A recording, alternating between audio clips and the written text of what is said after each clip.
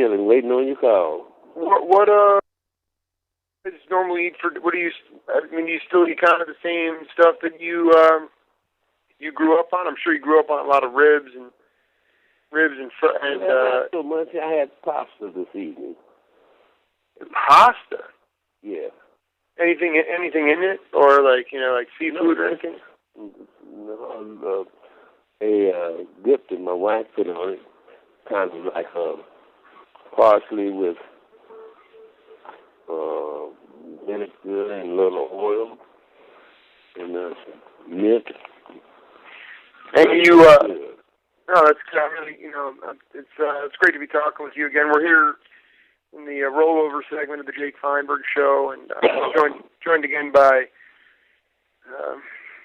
longtime guitar player, man who rooted in the blues, but has been on a real journey through the evolutions of jazz and rhythm and blues, R&B and soul, and Calvin Keys. Well, it's great to have you back on the rollover. Thank you, Jacob. I'm glad to be able to be back. I wanted to pick up where we left off, and I don't expect you to totally remember, but I wanted to refresh you. We were essentially talking about, at the peak in the mid-'70s when you were playing with Ahmad Jamal at that point, and I asked you at that time, because like any parent, your folks probably had, your mom at least, was worried about you going out there, and you told her, Mom, I'm going to do it, and I know I can do it. And so at this point, some 20 years later or so, and you're, in major circuit, doing major gigs with big-time people, did you stay in touch with them, and were they able to grasp, kind of how you've, where you were at? Of course, like I said, working with Ahmad, it was a very big step in the objective I was trying to do, was in terms of getting to that next level, in which he was, he was at the top of the mountain, as far as I'm concerned, and that's where I wanted to be. And like I said, it was quite a challenge to me playing the guitar, and he plays piano. And it's two chordal instruments, and it was, and if it wasn't right, it would clash. But I learned quite a bit on how to play certain notes and certain chords that he played, and didn't get in his way, but yet still inspired him and drove him to certain other heights, And we had a marvelous relationship musically, because it was an education for me all the way. Mm-hmm. And, and everybody that I came in contact through working with Ahmad, we have been friends. I'm accumulated quite a few friends, because he was, like I said, he was on that level where he was in touch with all the top artists, in terms of music, jazz. And he traveled the world. It was a beautiful experience for me, too. So, that was part of it. But did your father or your mom, did they come out? Were they able to see you play? Did they, when you were at that point in your career, could they appreciate how far you had really, that you had accomplished, that you had reached the mountaintop? Of course, especially my dad, because he was a drummer, and I think I left Omaha in 1969, and I had a trio in Kansas City at OG's Lounge.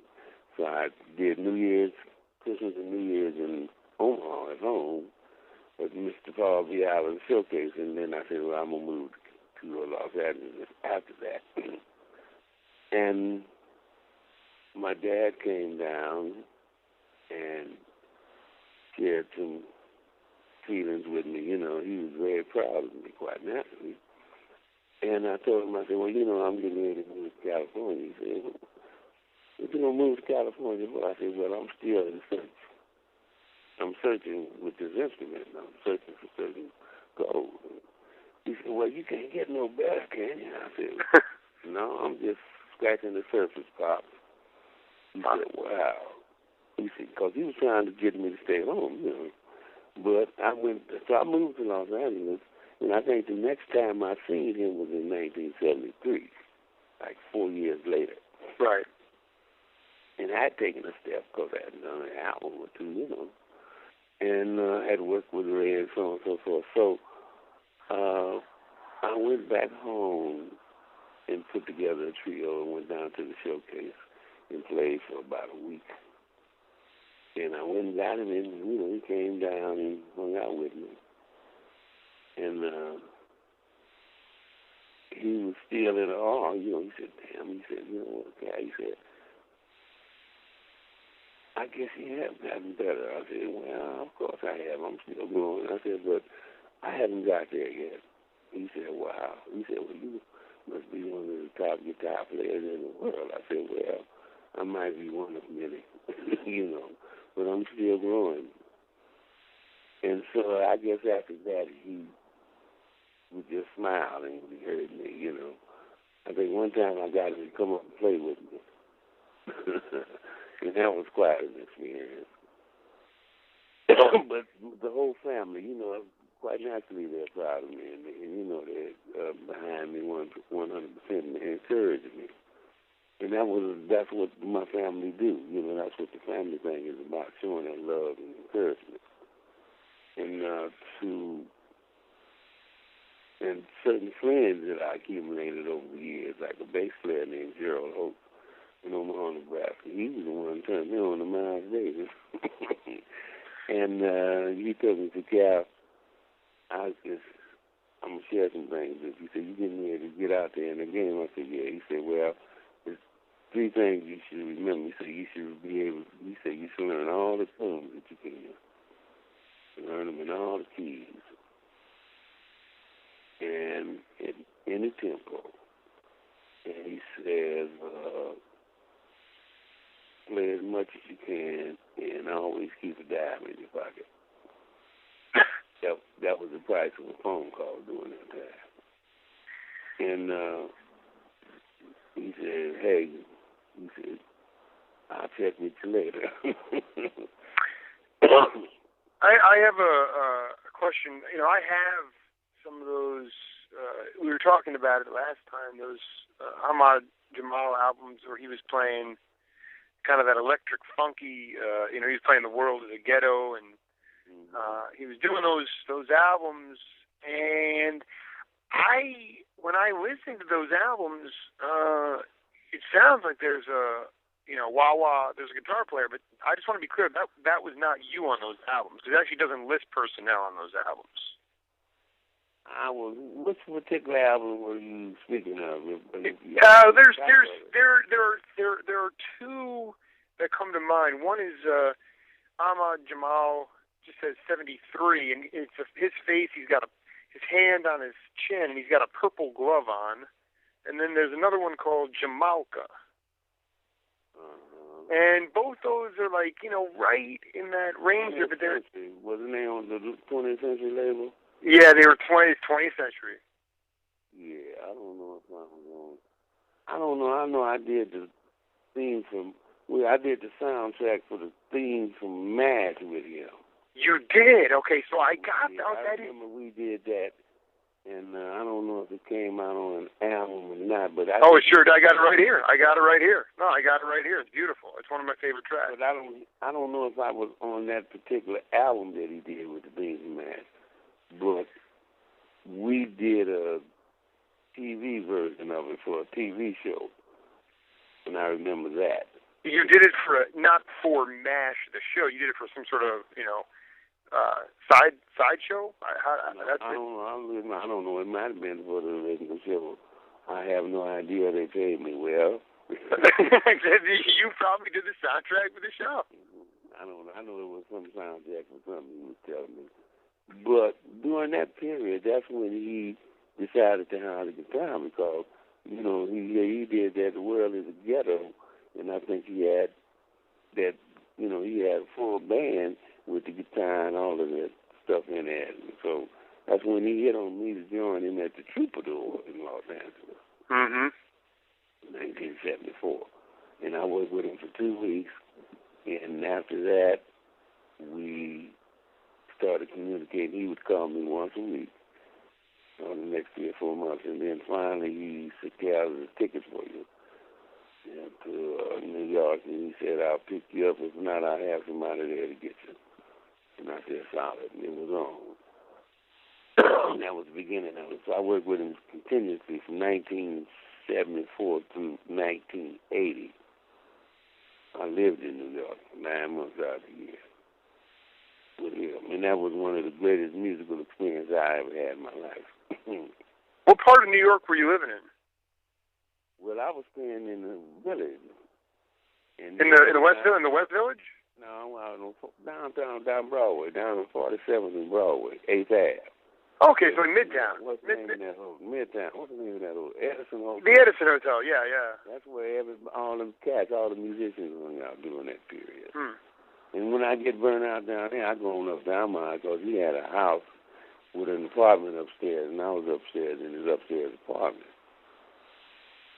And so, that's the way I was doing it. And I had the advantage of being able to do both. And he tried to get me to get a place. I almost bought me an apartment in New York.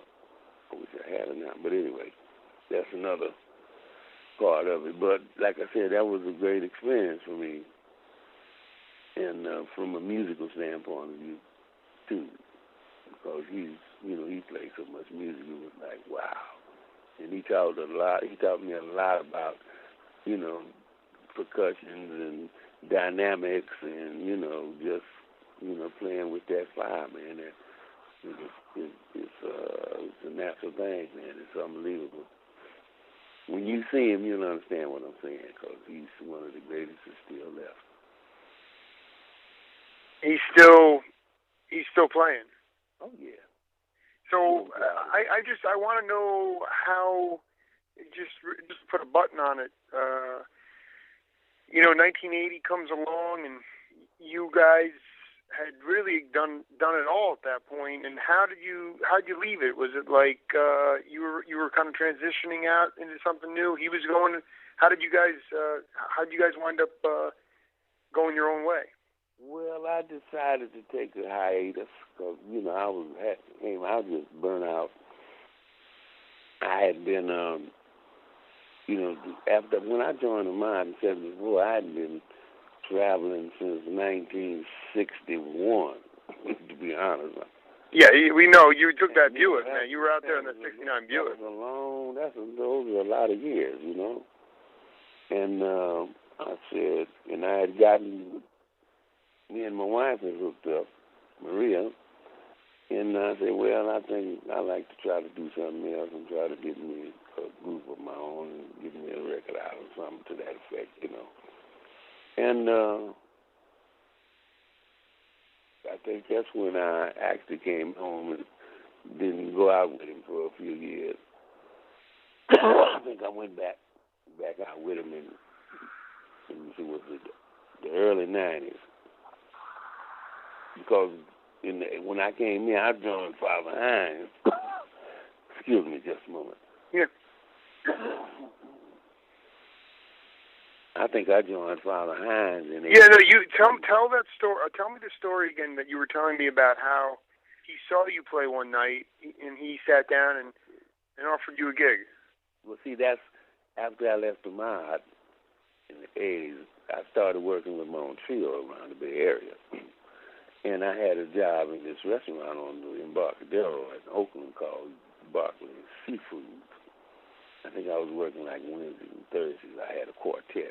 Big It was like a bistro and It was a restaurant. It was like 3 or 4 star restaurant.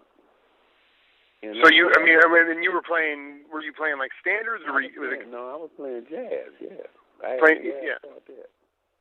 And, I knew how to play the room, real nice and sweet. and then, later on in the evening, we opened it up a little bit. Yeah. So I was doing that Wednesdays and Thursdays. And so Father came in one Wednesday night for whatever reason. I think he had dinner. And he was impressed because some people that I knew was with him they introduced her to the band, and I said, well, Father, it's honor and privilege to meet you. And had a couple of drinks with him, and so next night he came back in. I said, wow, Pops is back again. I said, he must have heard something. So, that was a compliment. I took it as a compliment to the band, Mm-hmm. And so he sent a note to me from the waiters, brought me a little note, said to come over and have a drink with him when we took a break. So I went over and sat down at the table and said, well, Father, I'm glad to see you back in there. He said, oh, yeah, Kerry. He said, I really enjoyed listening to you. He said, you know what? He said, you play that guitar like I used to play the piano. I said, wow. Wow. I said, wow, Pops, that's one of the greatest compliments I ever had in my life. He said, well, the reason I'm saying that, like that group you got there, I said, yeah. He said, could you get a group like that for me? He said, well, wait a minute. He said, would you work for me, work with me? I said, I'd be honored. He said, yeah, I want you to be my musical director. Can you get a band like that when you got for me? I said, of course. And so he said, here's my number.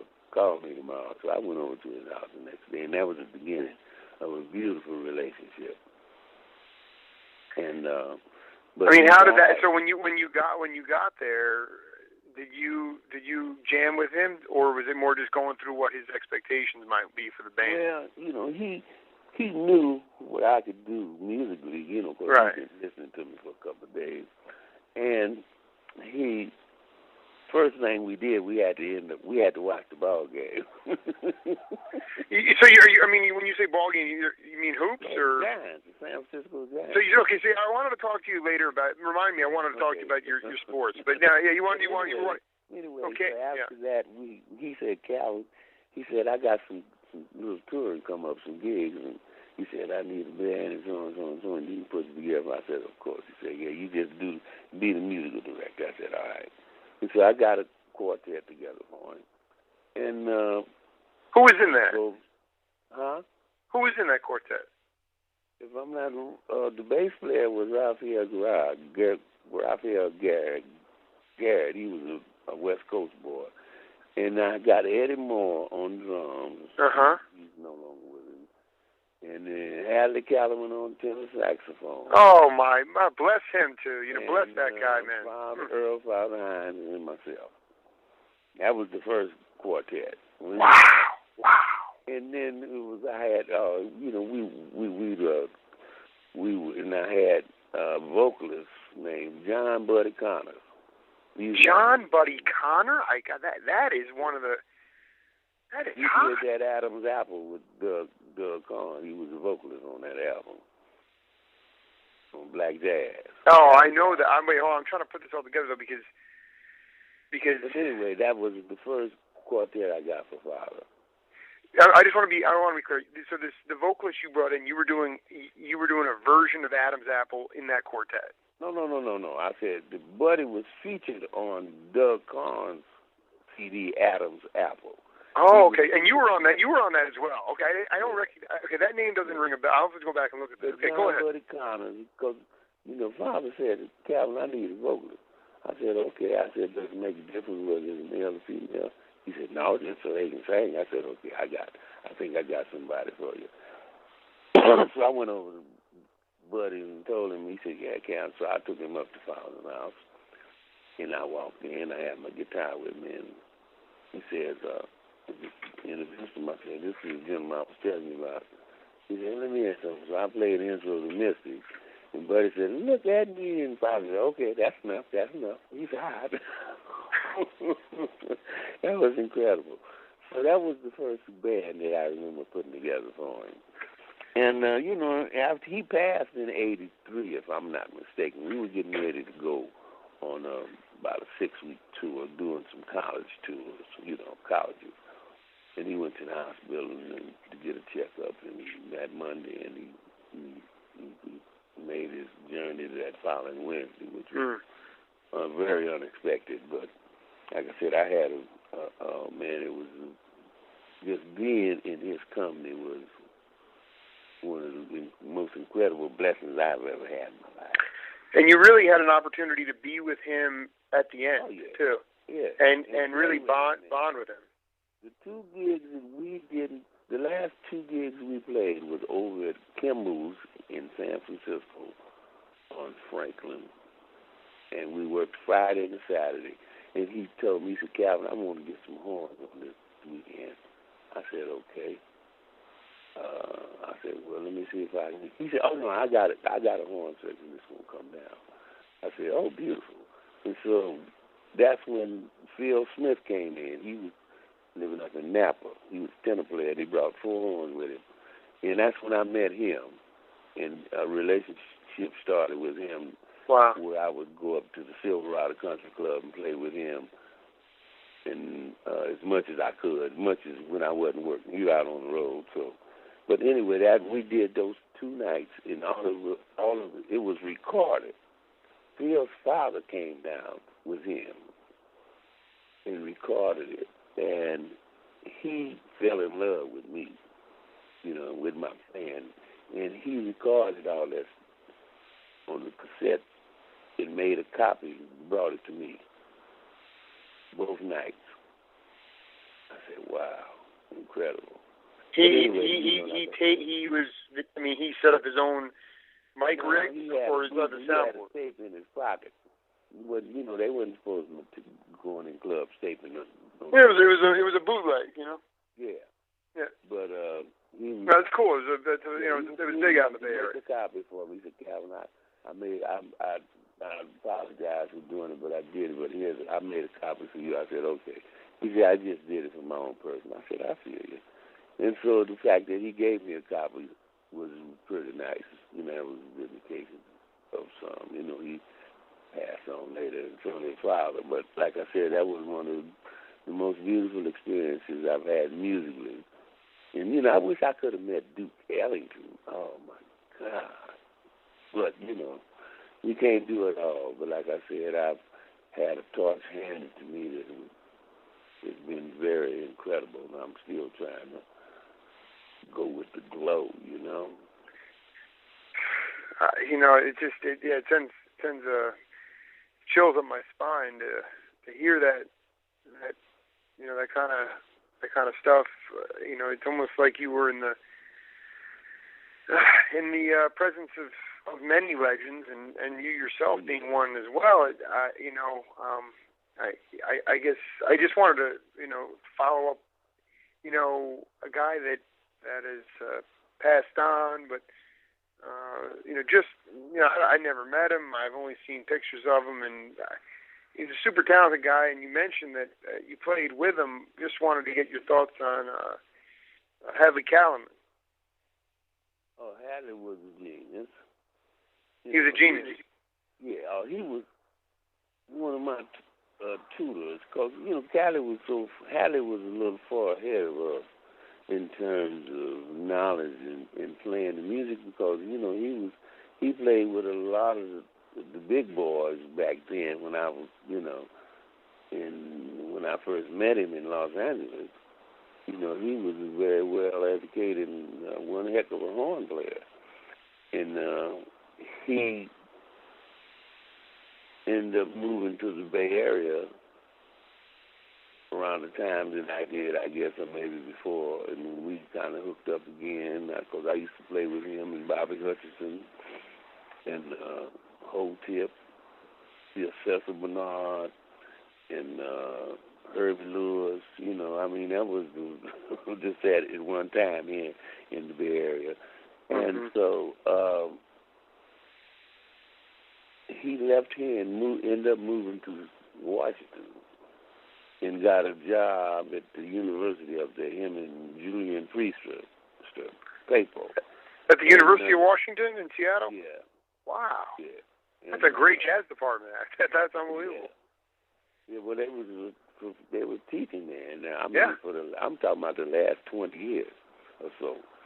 So, and he just made his transition like couple of months ago. Yeah. Maybe it's been a little longer than that, but last year he passed. And we did a big celebration for him over at Yoshi's here in the Bay Area, San Francisco. I guess I didn't realize he had just recently passed on. I read the most touching thing about him was that he had a habit, like a lot of others, and it was a painful one, but he kicked it, or at least he tried real hard to kick it. And one of these albums, that he did, he had kind of this obscure guitarist, John White Jr. and John White Jr. And then this guy Larry Vukovic on piano. Yeah. You know Larry? Oh, very well. I've worked with Larry several different times. Yeah, he a beautiful song, and he Hadley at this point had gotten over he'd kicked his habit, and he had his wife, he had married, and his wife was expecting a baby, and he wrote all these songs about the expecting the child, and it's just amazing. Calvin, I'll tell you, one day I hope we can sit down and enjoy that album together and toast Hadley a little bit. But right on, it was just beautiful, beautiful stuff. It just came to me. I guess I look back and I say to myself, or I look at myself and I say, why is it that Calvin, Henry Franklin, Kenneth Nash, Larry Vukovic, why aren't bands formed like that now and being able to go and blow this place up? I think it's still happening. Like I said, it's I don't know if you ever get a chance to hear them, because they're not being promoted like they should. And you can't hear certain, on the radio, you're very limited to hear. The music is very limited to a certain level that you hear on the radio from a commercial standpoint of view, But like I said, there's a lot of music going on in this country, and but you might search a little more than usual to get it, but it's happening. And they got a crop of youngsters coming up now, man. That they ain't joking. They're for real.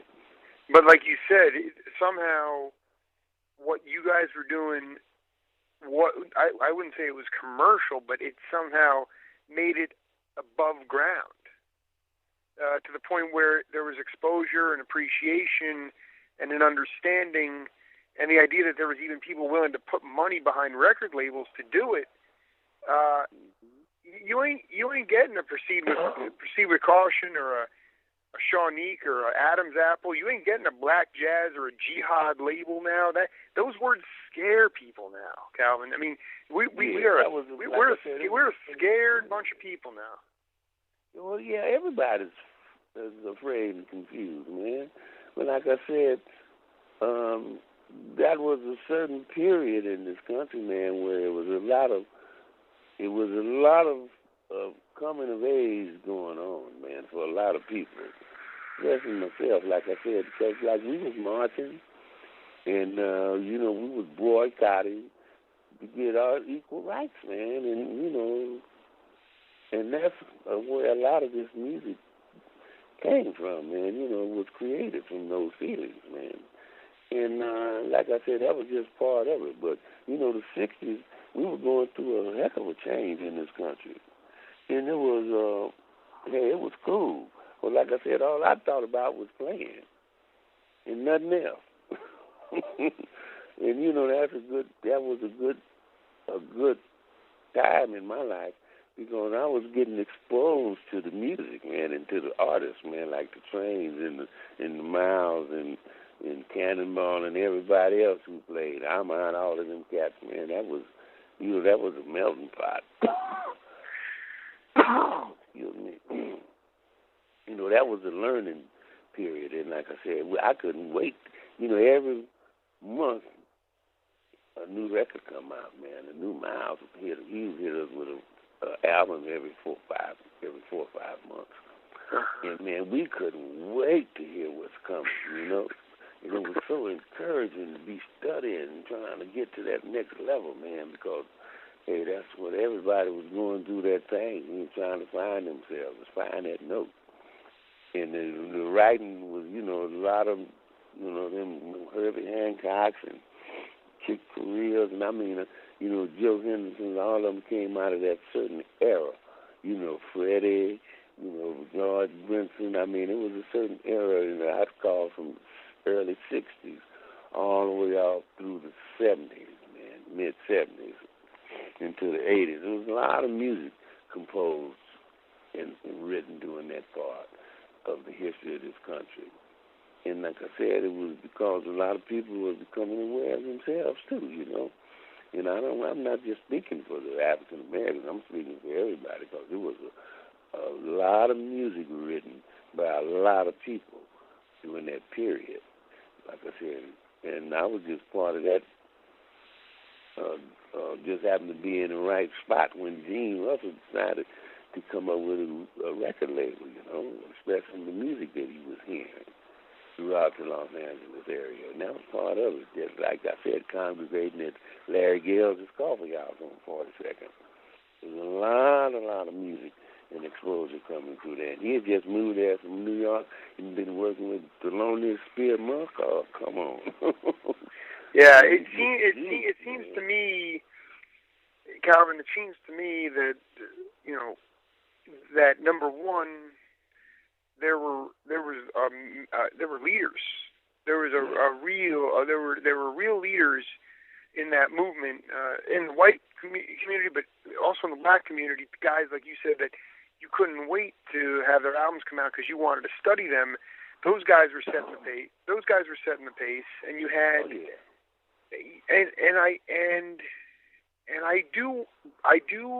I am a big studier of this niche period, and I look at the Black Jazz label, for instance, and I hear the lyrics from Gene Carn, the kind of the stuff that they were pushing, and the songs you were playing, and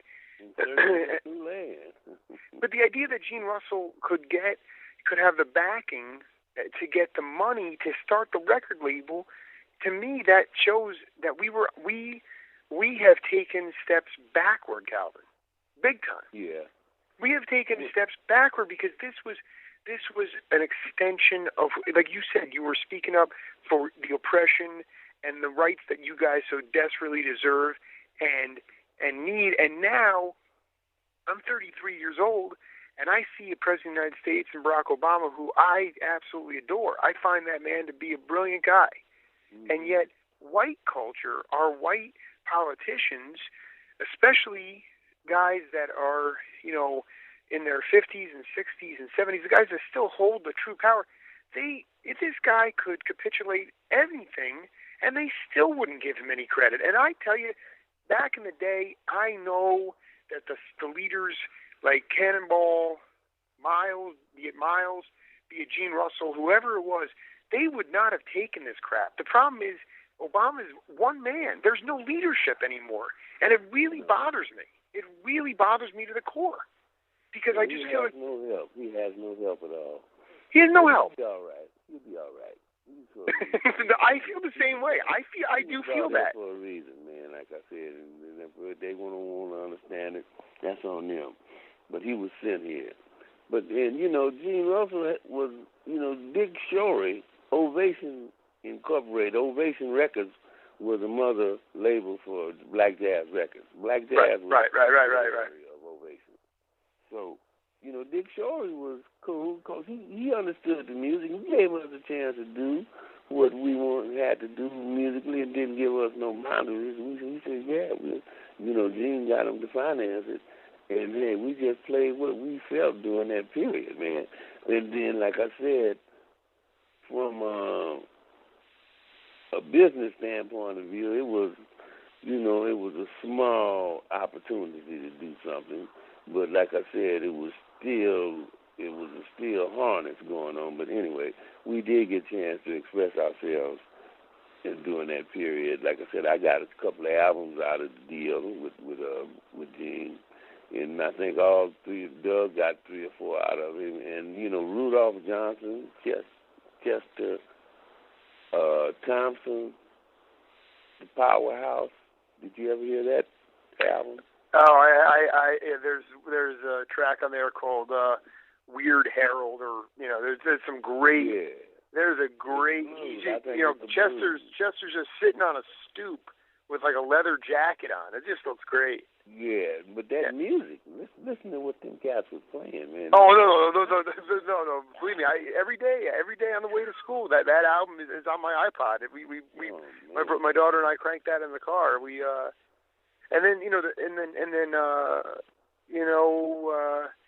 The Skipper was on those. He had a couple albums. Henry is still recording his butt off, man. He's got out a couple of new CDs. He just sent me a new CD that he did. I want to see you and him play again. I want you and him to come back together. I know he plays with all these guys. My goal through this whole thing, Calvin, is to get all my heroes of black jazz, in honor of Gene Russell. I want to bring together you guys to play. I want to get you guys to play a tour. I think that would be one of the greatest things. Because we did a black jazz reunion band concert at Yoshi's last year. You did? Yeah. Oh, that is fantastic. Who was in that? It's on my website. Go to YouTube. It's on there. Yeah, I've been doing.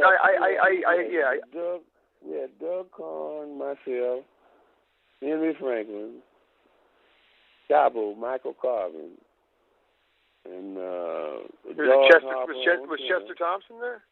No, Chester didn't come, but George Harper on tenor and the trumpet players. Oh man, what's his name? And Doug Kahn. Uh-huh. And we had a girl named from New York, the vocalist that what was her name? Oh man, I got it all. But it's like I said, it's on the website. You can go there and see it. So, and that was the Black Jazz Reunion Band. That was last year, February, as a matter of fact. And did you was it an electric? I mean, did Henry play electric bass? Was he on upright or? No, he had upright. He plays that upright. He plays that upright he's like a bear. He's a big bear. That's the true instrument. Yeah, Michael Carvin on drums, Cabo, Henry Franklin, Doug Kahn on keyboards, Calvin Keating's guitar, and Henry Franklin on bass, and George Harper on tenor. The trumpet player. He was on all them albums too. Yeah, I'm talking not at Yoshi's. I mean, Yoshi's is great. It's your backyard. I love Oakland. Yeah, we just put it together and did it, man, and see if we could do it. And it was packed, sold out. Yeah, I just think this country needs multiple black jazz tours. Yeah. Starting in Omaha and heading east and hitting the East Coast. Dude, in Philly and in Boston, Baltimore. All back through there, man. And all through the Carolinas. All through there. This country needs that. They need a kick in the butt. Yeah. That's what we're looking to do. That's why we got the band together. And so that's our next goal. We're going to do some recording. We're supposed to be recording some stuff this month. Off the record, me and Doug Kahn and Michael Carvin, we're going to do a trio record called Kahn, Carvin, and Keys. Oh, I like it. Yeah, that's the next move. I was going to ask you touch a little bit on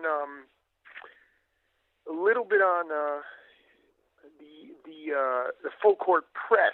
I remember, I don't know if I was dreaming this or whether you were watching Julius Erving torch the Warriors in a basketball game. And yeah, that's how that song came about. I was watching Julius Erving, Dr. J, and the Philadelphia Phillies. Philadelphia Sixers. 76. Philadelphia Phillies. They were playing somebody, man, and I said, and every time they would get the ball and they'd try to do a fast break, well, this team would put a full court press on them. And I said, wow, that's slick the way they did that. And they just, and I kept hearing this tune in my brain, watching them play and all that movement. And so that's what I did. That's where I came up with that rhythm, Yeah. And that's where full court press came from. And I've been trying to sell it to one of these one of these damn basketball teams. But anyway, that was when I got with Olive Branch Records. My homeboy, Harold Stims is Hunter from Omaha, Nebraska. And he was part of Buddy Miles' Electric Flag Band. Harvey Brooks played bass in that band. Yeah, I know that band. Yeah, well, that was Stims who was part of that band. And so Stims had a record label. And James Gatson, I don't know if you remember James Gatson. He's Bill Withers' drummer. Right. He co-wrote all that stuff with Bill. Well, see, James and I broke bread together in Kansas City. See, You broke bread with James Gatson? See, all this, you just keep coming up with new little surprises. I can't keep up with you. When I first joined Frank Edwards, James Gatson was playing drums. Oh, what a killer lineup! Wow, that's intense. I told you James Gatson. No, I had no idea Gatson was on drums. I love Gatson. It was James Gatson on me on guitar, Frank Edwards on organ. And so James, I came to LA. I said, look, James, I got to do a record, man. And I said, I'm broke. I ain't got no gigs. I ain't got no money. I got to come up with a little something. He said, well, come on down to LA. Yeah, I might have something for you. I said, okay. So I went down to Los Angeles. He put me up in a motel and told me, and he gave me a couple of G's in my pocket and said, look, the studio's in the back now. You can come back in the studio when ain't nobody there and do whatever you need to do. He said, the only thing you have to do, you have to pay for the engineer. And he got me an engineer named Tyrone. I can't think of his last name. But anyway, that's where Full Court Press started. And I told him, well, he said, Cal, I'm so busy, man, I might not see you for a week. He said, well, if you need anything, just call me or tell his old lady. And I said, okay. And that's how that started. And I stayed down there for about a month. I said, well, James, you're going to have to come play on a couple of these tunes. He said, oh, that ain't no problem. So that's where Full Court Press came from. And I started that. And so Stimmy said, Cal, I'm getting ready to start my own label called Olive Branch. I said, yeah, well, I'm about finished with this product. I'm half through, and you might want to finish it. He said, okay. So I took the masters over there, and he produced the next 3 or 4 songs, and that's where Full Court Press came from. And after I did Full Court Press, I did another album with him called Maria's First. Yeah, I don't want to get there just yet. I have an email question from Mikey in Philadelphia. He writes, Calvin, you played an album with Larry Thompson entitled Larry T and the Family. Mm-hmm. It has a bunch of players on it that I've never heard of. Gibby Ross on percussion, the Bradford Brothers, and Thomas Wallace. My question is, what were Larry's ideas behind making the album? How did he decide who would play on it? And what has become of Larry Thompson today? So that's a few questions in one. Okay, first of all, I met Larry in Kansas City during the James Gatson days. James was part of that bunch. Larry T was part of that bunch, too, because they all grew up there, see. And I think they all went to school together. But anyway, I lived with Larry in Kansas City for a moment. And then he moved to Oakland. And so when I moved to Oakland, I stayed with him for a few months. And, he would study the guitar with me, too. He was a guitar player. And so we would be studying the guitar together. And, he wanted to do a record. And I said, yeah, well, let's do it then. And so we started working, and he started writing all them tunes about some of his experiences. And so we ended up calling the record I'm Moving On. And the Bradford Brothers, Larry and his brother played drums. They were some local musicians here in the Oakland area. And Gibby Ross was a little young Chicano brother, man, a little young percussionist. And he wasn't nothing but a baby then, but I understand he's grown into a master percussionist. Wow. And the rest of all of them has gone their way. But Larry T still lives in Oakland. As a matter of fact, I was over to his house about a couple of months ago.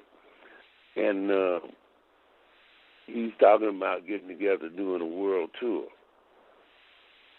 Because he's getting a lot of action out of Japan, but I don't know if that's going to be anytime soon. Because right, yeah, you got to be careful with the. But he's got other places like Australia and a couple of other places that are really offering him some you can't refuse concerts. So I think he's putting it together. That he's trying to put that together to start doing some traveling. Because he hit on me.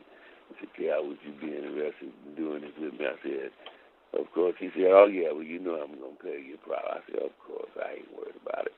But that was another, like I said, that was a whole nother, to me, like a neighborhood record of one of the neighborhoods that I lived in growing up, And T was a part of it. Like I said, his son, Lee, is a drummer. And that was another part of moving in the Bay Area by way of Kansas City. Yeah, it does seem like it was a street corner, kind of. It was a bunch real, of man. A bunch of boys getting together and just having fun.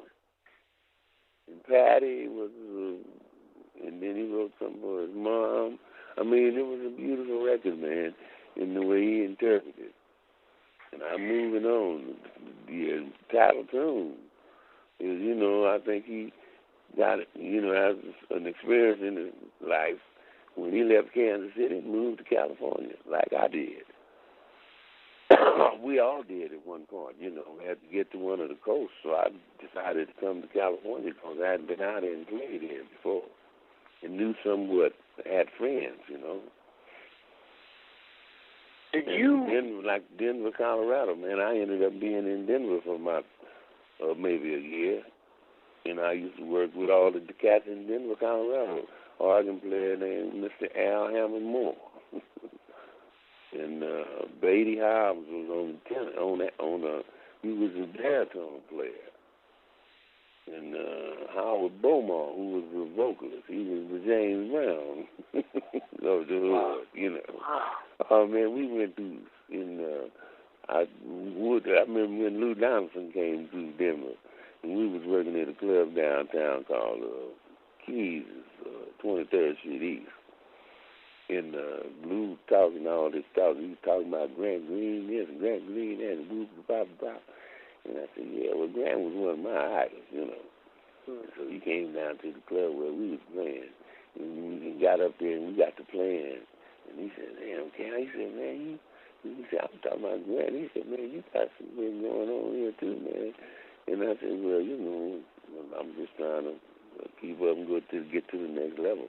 And so I started working with Lou after that, And so, it's been an incredible ride, man. I've been blessed, Like I said, Lou Donaldson, I got some tapes.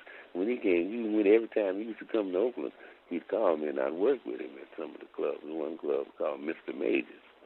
It was him on alto, myself on guitar, and Leon, who was that? Leon Spencer Jr. on organ. Leon on organ? Yeah, I think Leon Spencer Jr., if I'm not mistaken. Leon Spencer? Leon Spencer? Yeah, Leon Spencer Jr. out of Texas. Dude, that guy, the thing is that I used to, I would listen to his stuff with Melvin Sparks. That's right. And I was like, where the heck did this guy come from? Reuben and where Wilson did he go? I've worked with Reuben Wilson. Like I said, it's been, that was that New York scene coming through, And like I said, Jimmy Ponder, he used to work down in McCall, and who was the other guitar player that was around New York when I was going through there? David Spinoza? No, I don't know I think I met David, but I think I used to go and hang out with Schofield every now and then, too. And like I said, it was so much going on. And what's the boy's name, man? Nathan Page. Oh man. I have another one more name in another guitar player who, real special, is Michael Howell. Michael Howell. I met Michael here in San Francisco. I knew he was a Bay Area guy. How is Michael? We used to work up at a place called The Scene on Fillmore with Tommy Smith. And is he still around today? He's in New York, yeah. Right, is he teaching now, or what? He's been playing too. I haven't seen him because he comes back to San Francisco. I think he still got family ties. But the last time I was in New York, as a matter of fact, he was working down on 23rd in this deli, and he was working a couple of days a week, this Italian restaurant. And I snuck in there on him. Boy, we had a good time. But then he started working with Dizzy. That's right. He was with Dizzy for a while. He was with Dizzy for a while. And see, he was part of that Fillmore Street. You remember when I told you in the last interview that when I first got to San Francisco, Fillmore was all black, and I've never recovered. That's why I'm in the Bay Area today. And they had a club called Jackson Sutter Street. And they had a jam session every Sunday that started at 6 a.m. And Merl, Saunders, Richard Groove Holmes, Eddie Moore, that's where they used to hang out at, man. And that's where Jack McDuff come through, the organ players. And man, Babyface Willette. I mean, hey, that was back in the day. And so, like I said, that's one reason why I'm in the Bay Area today, because Fillmore, man, was incredible. Like I said, I used to take King Pleasure to breakfast every morning. And the late Bishop Norman Williams, who just passed about a couple of months ago from Kansas City. I met Bishop in Kansas City. That was part of that deal with James Gatson and Charles Kennard. See, we was all partners. Larry T. We was all partners in Kansas City. And then it all merged to Los Angeles in San Francisco. When I got to the Bay Area, I was working for Charles Sullivan with Frank and James Gatson at the Booker T. Washington Hotel. And Bishop Norman Williams came through. And I said, hey, Bishop, I heard you was here in San Francisco. He said, oh, yeah, Cal. He said, I've been here a couple of years. And he said, what you doing tomorrow? I said, nothing, man. He said, come on, hang out with me. So we're going to go down to the workshop. He said, Miles is in town. I said, who? He said, Miles Davis. I said, oh, okay, cool, man. I had no idea who the hell Miles Davis was then, But I went down with him, and him and Train was in the back room running over some changes. I was sitting on the couch next to Cannonball, and Miles was walking around. I said, wow, man. I said, I'm just hanging out with Bishop. It took me 30 years to figure back to that time that I was in the company of some of the greatest musicians on the planet. I was graced by them brothers, man, and I was not totally aware of it. But it took me a few years to understand that, But I was just hanging out with the music, man. The jam sessions in the Fillmore District that started at 6 a.m., I mean, would Merl play for a while, then Groove? I mean, how would they switch off? Switch up, yeah, with jam session. Everybody would play, man. We'd be there all day until 12 o'clock at night. And Sundays, all the lady of the evenings, that was their off day. And so, all the pimps and the players would bring their women out, and they'd be dragging the minks and stuff, man, the flow showing.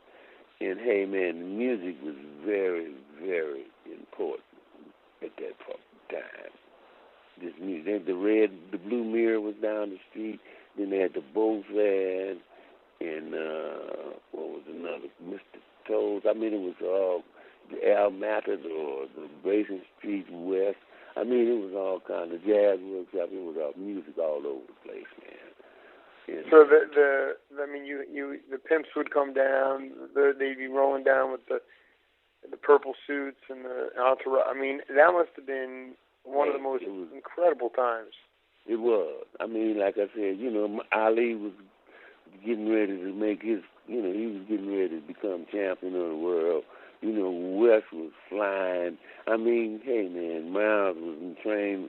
Hey, it was a whole nother period, man. Monk, it was a whole nother evolution of music. This music evoluted. It evolved into a whole nother level of experience and consciousness, man. And like I said, it was very big. I was right in the middle of it because I didn't know what was happening. I was just going with the flow. And working with Ray Charles, that was a very beautiful experience, meeting a lot of musicians. Then I left Ray and joined Ahmad. So Ahmad, was a whole nother level of consciousness on the other end of the world, the East Coast. So, it was like, it was a blessing, and I had no idea what I was going through. I was just playing, following the searching for that note, as I call it. But like I said, I've been blessed, and it's been really beautiful, and I still got a lot of music in me. I know you do. I want to talk a little bit about your wife and you guys. You guys were playing, or you were playing. It's funny. I was before I called you, I put on the Sandy Bull record. He's a guitar player, and Sandy Bull, Bull, and he does this album with and Billy Higgins plays drums, and it's kind of a raga, kind of an Indian kind of feel to it, and Billy's playing the small kit, and I put it on because I know that there was especially in 1986 you were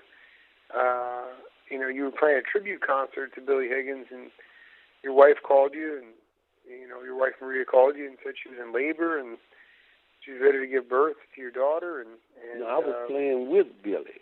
You were playing Billy. It was a tribute with it. You were playing. No, I was playing with Billy, celebrating his 50th birthday. Playing with him, celebrating his 50th birthday, and he predicted that when he predicted he could gal, because that was we was playing a night. This was like October the 10th. At the Jazz in Flight of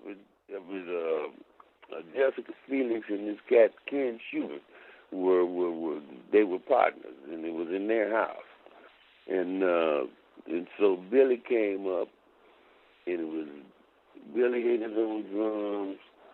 Who was playing bass? Azar Lawrence was on tenor. Wow. Was it Pharaoh? And who else?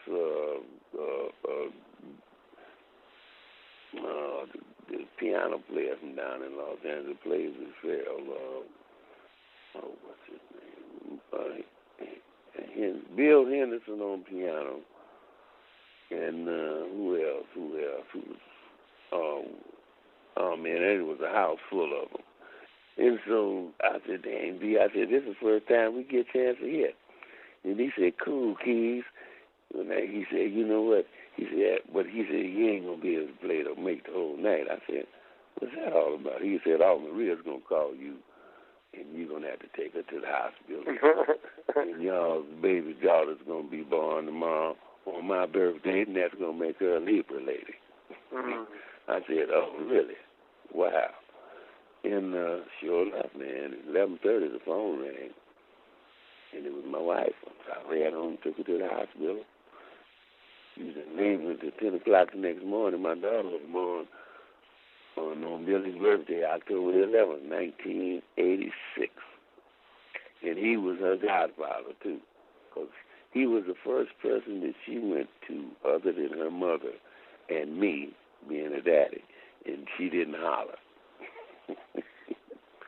How did it? I mean, I know how I felt. I know how I felt when my daughter was. Billy came up.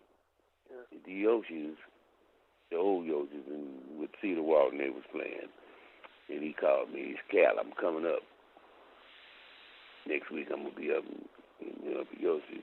He said, "Bring my goddaughter down so I can see her." I said, "Okay." And so they came in, and so I told Maria, I said, look, we're going to go over to Yoshi and see Billy and see them. And she said, okay. I think my daughter was about 6 months old. And so when we got to the bar, we said at the bar, I got the baby in my arms, and Maria said, I got to go in the bathroom. I said, okay. So I ordered me a drink. And so Billy came downstairs. The dressing room was and the band was upstairs, see, doing that part of Yoshi's. And so he walked downstairs, and I turned around. I said, hey, Merl, there's your goddaddy. And he put his arms out, and she went right to it. And he turned around and went back upstairs with her. I said, wow. And so when Maria came out of the bathroom, I was sitting at the bar without the baby. She said, where's Merl? I said, she's with her goddaddy. What? So I said, sit down. I had ordered her a drink. Sit down and relax. I said, she's with Billy. We went upstairs. And she said, well, maybe I better go. I said, hey, sweetie, it's all right. You can be back down. So I guess about 5-10 minutes, he came back down the steps with the baby. And they was grinning and shit. And so she said, oh, there's my baby, and reached for her, and she turned away from him. I said, now, see? She said, did you see her eating me? I said, I told you she's with a goddaddy. So, you know, that was a matter of fact. Yeah, she was born on his birthday, and he was celebrating his 50th. And so I think when he died, he must have been in his 60s. Because my daughter, how old was Marilla when Billy died? Because he called me and told me he was coming up, and he said to go get my goddaughter. I think this might be the last time I see her. I said, oh, really? He said, yep. I said, wow. But we talked about it, and I said, hey, you know. But he decided that, you know, he didn't want no more liver, so he said he couldn't go through that no more. I said, all right, brother, do what you need. I said, you left so much love here, it's unbelievable. Because he was one beautiful person. And he was one of the most recorded drummers that ever played. And just to be able to have had a relationship with him, man, that's incredible in itself, you know. Because we were friends. Because he played guitar, too. He seemed to just be able to effortlessly, you know, dive in and out of every style so well. Man, he was incredible, man. I mean, even towards the end, I remember him just playing straight ahead stuff with Art Pepper and Richie Cole up in Palo Alto. And, oh man! And he was beautiful, and then you know he was doing stuff on Strata East with these guys from Alabama.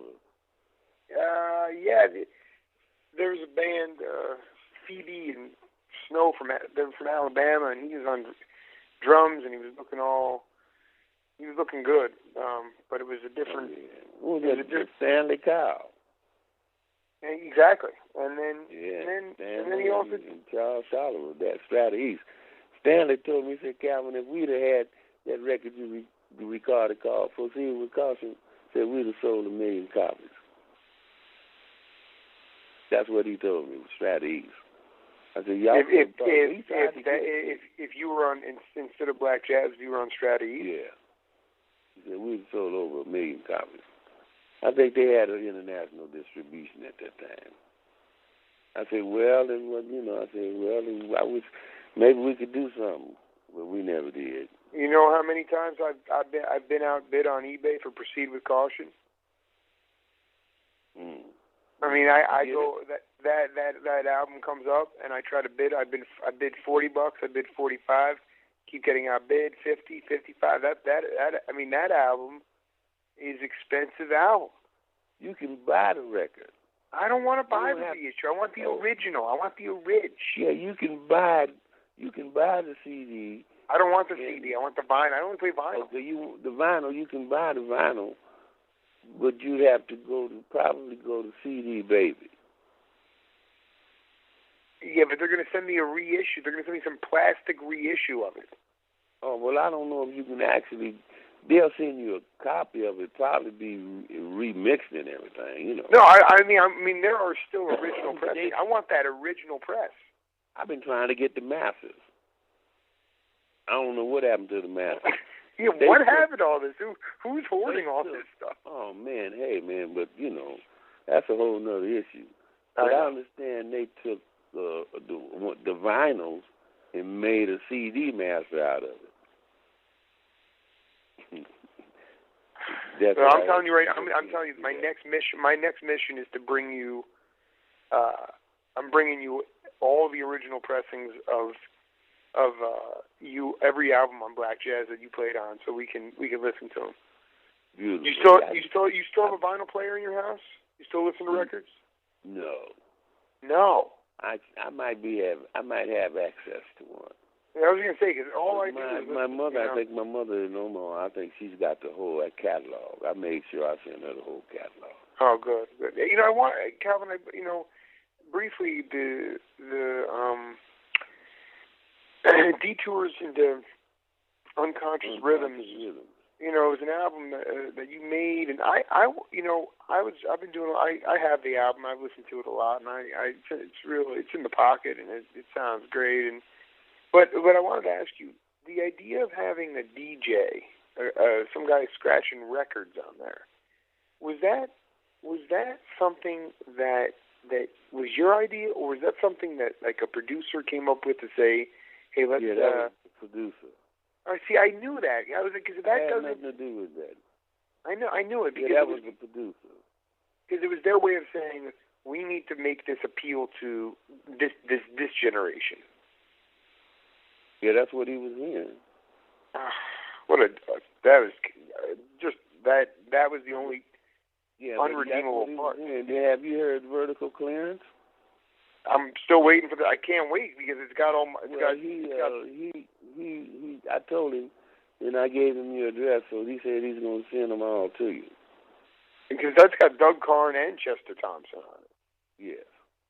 And but that ain't got no. That doesn't have no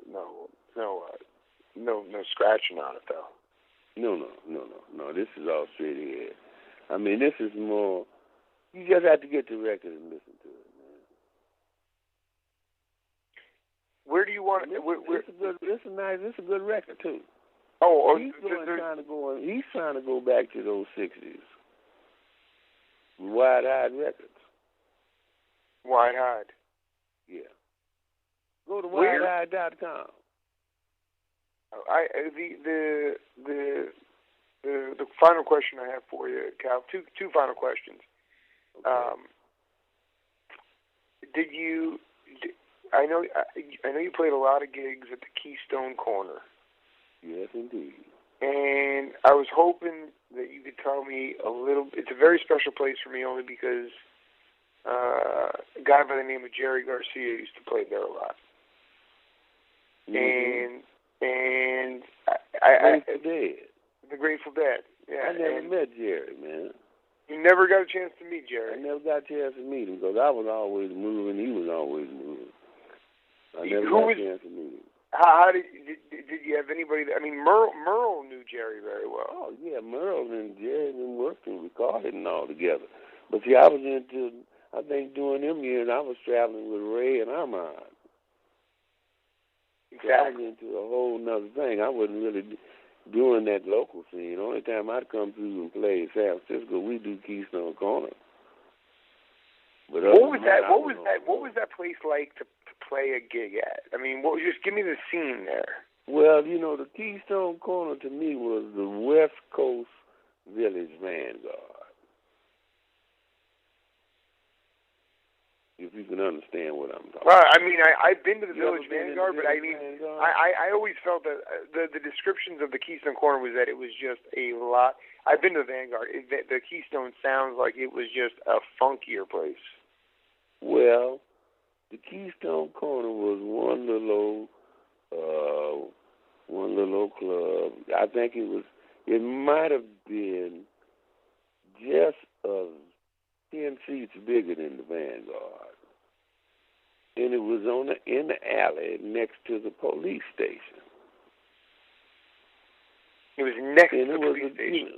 It was next door to the police station, across the alley from the police station.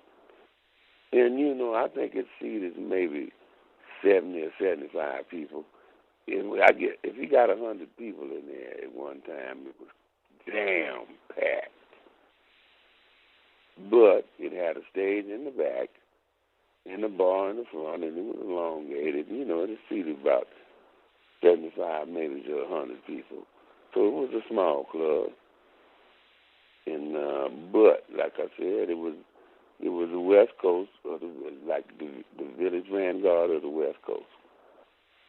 Because Todd booked everybody in there, from Dart Blakey and the Jazz Messengers to Roseanne Roland Kirk to, you know, Dexter Gordon. I mean, Miles. I done caught everybody in Keystone Corner, man.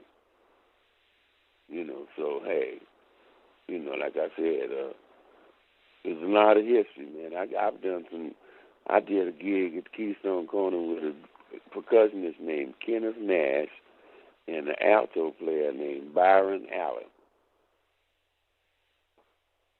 That must have been great, because I mean, I talked. They talking about some out. Oh man, I mean that's real. It was all improvisation. Were you aware of the? Was there an influence? I mean, you had James Brown and you had Maceo Parker, and you had some of that soul going on. But were you aware of Fela Kuti? Who? Fela Kuti, from the African.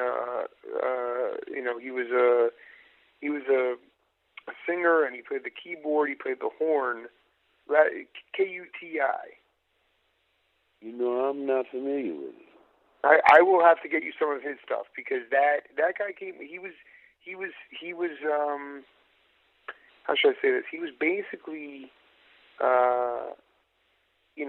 in the same decade as you. He was playing music at the same time, but he was based out of Lagos. He did work with Hugh Masekela. Okay.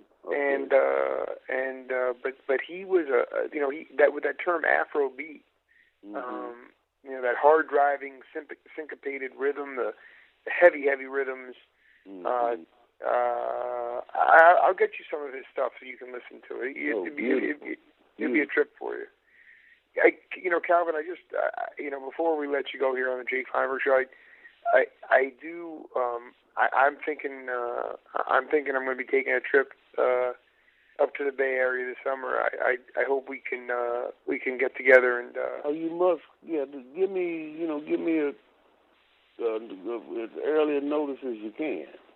I will, because I'd like honestly, Calvin, I'd be honored if anyone was going to show me around town. I'd want it to be you, because I wouldn't really know where to go. Okay, well, just let me know when you're coming. I will, and I want to let you know I'll let you know. I actually kind of have to date for you to come over to the house and have a good old Argentine meal and shit, man. I want to be there when you're playing some gigs, and I want to just take in the whole scene. I also want to let you know that I'm going to do my best to try to get a gig for you down here. I'd love to have you come down and. Oh man, I'll be honored too. I will. I'm going to make it happen, because you spent so much time with me, and I got some connections here. What a trip that would be. I'll tell you. I can get I want to book the Keys, the Carn, Carvin and Keys trio. Carn, Calvin, and Keys. No, Carn, Doug Carn, Michael Carvin. Carn, Keys. Carn, Michael Carvin. Michael Carvin. He's a capo. He's a drummer that was working with Doug doing that. Exactly. Carn, Carvin, and Keys. Right. That's a trio you can book right now if you. That's where it's at, baby. That's a trio I'll bring with me. Gee, okay. So and that's. I need some demo of that. I need to get some demo of that. Well, just like I said, that I'm giving you a advance notice. That's going to be the trio. Okay. Let me go to work down here. That's my goal. You know, that's my real goal. Okay. See, I'm supposed to be going to New York sometime this month. We're supposed to be doing an album. Carver and Keys. So that's definite. You got the date set out. Yes. You're gonna be going. Yes, it is definite. Like I said, I thought we were supposed to be doing it the first of this month, April, because Doug is in New York doing an album with Wallace Roney. And so we was going to try to take that time and I'll fly in, and Michael's already there, and do an album. But I don't know if it's going to happen, but it's going to happen in the near future, though. That's going to be that's the next move, one of my next projects. Well, you keep me updated on that, and I most certainly will. And Calvin, you thank you so much for spending time with me tonight. And we'll be talking real soon, my friend. You're a good man, and it's an honor to have you on my show. Okay, Jacob. Well, thank you very much, man. And like I said, it's been really a blessing meeting you, and I'm looking forward to meeting you in person. Absolutely. In the meantime, you go on and get some work. Like I said, you can get some gigs. You say you can book the Carver and Keys trio, and we'll come on up there and do a big thing. Good enough. Okay? Good enough, brother. Beautiful. All right, thank you. You have a great night. I'll talk to you soon. Okay. Bye-bye. Be good. Bye-bye.